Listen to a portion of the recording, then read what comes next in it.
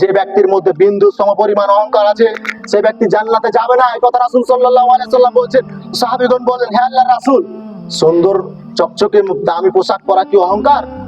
আমি দামি সুন্দর খুব পোশাক দামি পরেছি, ও খুব সুন্দর দামি জুতা পরেছি, এটা কি অহংকার হয়ে যাচ্ছে না আল্লাহ রাসূল? রাসূল সাল্লাল্লাহু আলাইহি ওয়াসাল্লাম বলেছেন, না না, এটা অহংকার নয়। অহংকার হলো সেটাই যে হককে, সত্যকে অহংকারের কারণে পরিত্যাগ করলো। হক কি? ওই একটাই কথা চলে আসতেছে, হক কি? সালাত আদায় করতে হবে, হক সত্য। দাড়ি কাটতে হবে, সত্য। বিড়ি বাদ দিতে হবে, সত্য।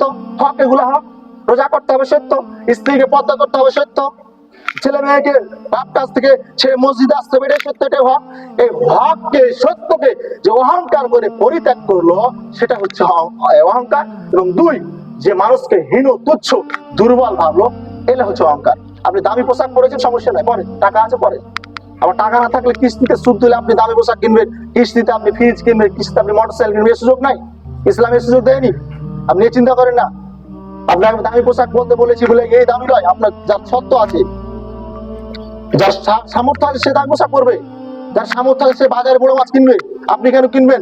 আপনাকে বলিনি সালাসুল্লাহ ইউকাল্লিমুহুল ইয়াউমাল কিয়ামা, তিন শ্রেণীর মানুষ রয়েছে, আল্লাহ সুবহানাহু ওয়া তাআলা কিয়ামতের মাঠে তাদের সাথে কথা বলবেন না। ওয়াল ইয়ানজুরু ইলাইহিম আযাবুন আলিম, তাদেরকে আল্লাহ তাদের সাথে কথা বলবেন না। তাদেরকে দৃষ্টি দিবেন না, তাদের তাকাবেন না। তিন, তাদেরকে পবিত্র করবেন না। কে তিনজন বলেন তো? যাদের সাথে আল্লাহ কথা বলবেন না। এক। দুই, দৃষ্টি দিবেন না, তাকাবেন না, মুখ ফিরিয়ে নিবেন তাদেরকে দিকে। তিন, তাদেরকে পবিত্র করবেন না, অপবিত্র রাখবেন। কে তিনজন? এক, শাইখুন জালিম, যারা বৃদ্ধ বয়সে জেনা করে। আপনার স্ত্রী আছে, ছেলে মেয়ে আছে, এরপর আপনি অবৈধ সম্পর্ক করছেন। এই যে লজ্জা নাই, নির্লজ্জ। স্ত্রী আছে, একজন স্ত্রী হয় না আরেকজন করেন, আরেকজন হয় না আরেকজন করেন, চারজন তো ইসলামে জায়েজ আছে। আপনি নির্লজ্জের মতন আপনার স্ত্রী আছে, মেয়ের বিবাহ দিয়েছেন, বড় মেয়ে, ছেলে হয়েছে, মেয়ে হয়েছে, আপনি ছেলের বিবাহ দিয়েছেন, এরপর আপনি কোন লজ্জা আরেকজনের সাথে অবৈধ সম্পর্ক করছেন? প্রাপ্ত বয়স হয়ে গেছে আপনার 40, 60, 70, এরপর আরেকজনের সাথে ফোনে কথা বলছেন। লজ্জা আছে? নির্লজ্জ এই ব্যক্তি তো, এই তো কথা বললাম আমি যে নির্লজ্জ, লজ্জা নাই, এই ব্যক্তি জান্নাতে যাবে না। সম্মানিত শাইখুন জালিম এক। দুই নম্বরে ওয়াকাযযাবুন ওয়া মালিকুন কাযযাব, মৃত্যুক শাসক, মৃত্যুক শাসক। আল্লাহ সুবহানাহু ওয়া তাআলা কিয়ামতের মাঠে তাকাবেন না, কথা বলবেন না, পবিত্র করবেন না। তিন, ওয়াইলুন মুস্তাকবিরুন, গরীব অহংকারী। এই কথা বলছিলাম আপনাকে, গরীব অহংকারী। যে আপনাকে আমি দামি শার্ট কিনতে বলিনি, যাদের আছে সামর্থ্য আছে তারা পড়বে। আপনি গরিব, আপনি কেন বাজারে বড় মাছটা কিনবেন? আপনি যদি বাজারে যে বড় মাছ আপনি যদি কিনেন, আপনি বাজারে সব থেকে দামি শার্ট, দামি লুঙ্গি যদি কিনেন, আপনি গরিব হওয়ার পর অহংকার করলেন, আপনার দিকে আল্লাহ সুবহানাহু ওয়া তাআলা কিয়ামতের মাঠে তাকাবেন না, কথা বলবেন না, পবিত্র করবেন না। আপনার সামর্থ্য অনুযায়ী চলবেন আপনি। কারা পড়বে দামি দামি জিনিস? যাদের আছে। কারা বড় মাছ কিনবে বাজারে? যাদের আছে তারা করবে এগুলো। আপনি কেন করবেন? আপনার কি আছে? আপনার তো এদিক করলে ওদিক চলে যায়, এদিক করলে ওদিক নাই, আপনি কেন করবেন?